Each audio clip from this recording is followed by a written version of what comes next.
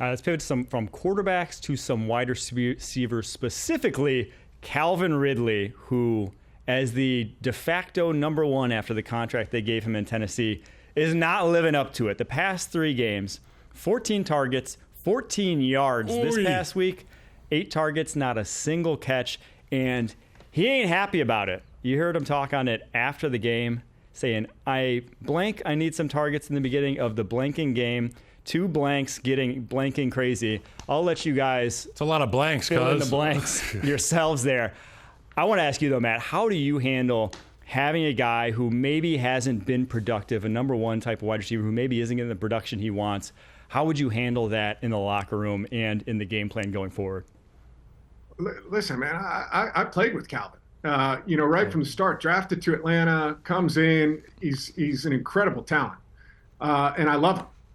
I do. And this is part of it, right? Guys get frustrated when they don't get the ball. And Calvin's an emotional guy. And that's good. That's okay. That's part of the deal is when you're a competitor, you want to go out there and you want to be productive. And so, I look at it and I think you've got to play to guys' strengths, right? When you bring someone in that's different, right? There's this acclimation period where you've got to find out what they can do. And from my experience of playing with Calvin, it's pushing the ball down the field vertically, right? It's everything coming off of this speed to power and this suddenness he has at the top. And I haven't seen a lot of that. Going through, what they did yesterday and watching that game, there's a lot of quick game, right? There's a lot of short passing that they're trying to get the ball out of their hand. To me, they're using him in the run game in a way that, we just didn't do it in Atlanta, right? They're asking him to cross sift and go block, try and, clean up the backside on DN. There's a 3rd and 1 where they're asking him to insert on duo to block force. And he's willing, but that's not his strength, right? Like he's not a bigger kind of physical guy. And so when I look at it, I think it's a frustration, number one,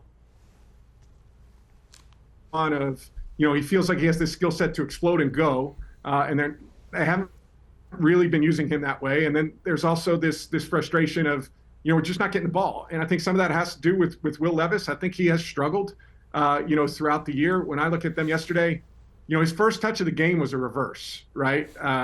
So his only touch basically of the game was getting handed the football. They had an opportunity. He has a go route where they're running 4 verts. He's got press man. He beats it. He stacks the defender, stacks the corner. And to me, Will Levis, there's edge pressure on the right, but he kind of gets stuck at the top of his drop with like a 2-foot jump stop and then kind of overreacts and climbs too far in the pocket and gets hit and the ball goes up and kind of should have been picked. It wasn't picked, but there's this frustration in guys' minds that happen. And so for me as a quarterback, what I would do in those situations is go back and say, hey, listen, here's the progression. Here's what we're being taught. Here's what we're trying to do. This is why I wasn't on your side right here. Let's take a look at the protection. You got to understand that there's 10 other guys that have to execute their assignment in order for you to be successful.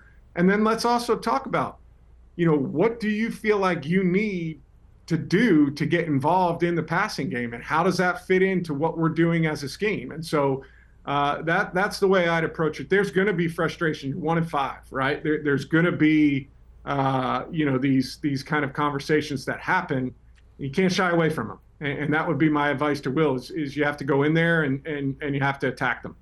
I love what you said about Calvin Ridley being asked to do things that he's not necessarily super comfortable with. And this is something we see in the league now, plug and play. Well, it might not be their specialty. I remember when I was playing offensive guard, I wanted to run the backside of inside zone till the cows come home. I loved a good B-block, double team. That was my wheelhouse. I had different coordinators and offensive line coaches throughout the course of my career. Some asked me to pull on power. I hated pulling on power. I wanted to be the point man. I wanted to be the first guy through the door at the double team. I can relate to Calvin Ridley being frustrated with the way that they're using him, but at the end of the day, it's a team game, to your point. 10 other guys have to do their job. Calvin has to do his. I loved what you said about his emotions. It's what you want in a football player. You want a guy that's emotional, that cares. There's 2 types of guys that care and guys that check out. Calvin Ridley, in my opinion, isn't a guy that's going to check out. They need to find a way to cash in with Calvin Ridley. Yeah, to me, Brian Callahan's got to go back to the drawing board. T. Higgins, Jamar Chase, they ain't walking through that door. The vertical tree stuff on the outside, that's not the personnel they have to run right now. Calvin Ridley is not the silo route sort of guy.